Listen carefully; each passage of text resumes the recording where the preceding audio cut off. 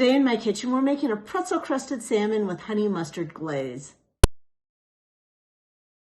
Crunchy, salty pretzels, tangy mustard, sweet, delicious Our Wee Farm honey, combined with flaky salmon to create a symphony of textures and flavors. To make our pretzel crusted salmon, we'll need fish, salt and pepper, stone ground mustard, milk, 1 egg, flour, pretzels, olive oil, and honey.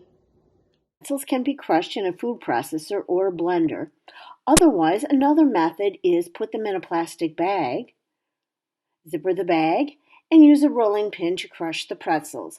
Make sure you get them into fine pieces, but not quite a meal.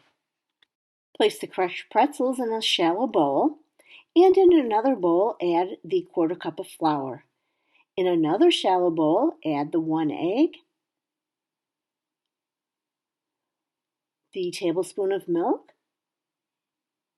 and 2 tablespoons of stone ground mustard. Whisk until well combined. Lightly salt and pepper the fish. Now it's time to make the pretzel coating. Dredge the fish in flour, coating it well.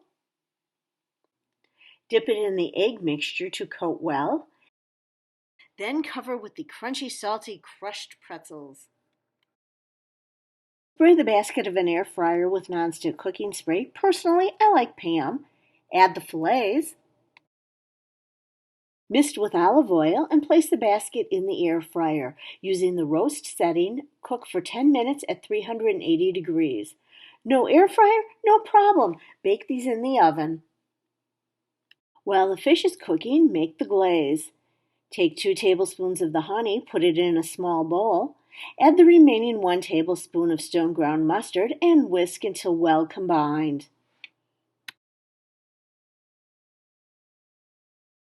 When the fish is done, transfer to a serving plate and drizzle with the honey mustard glaze.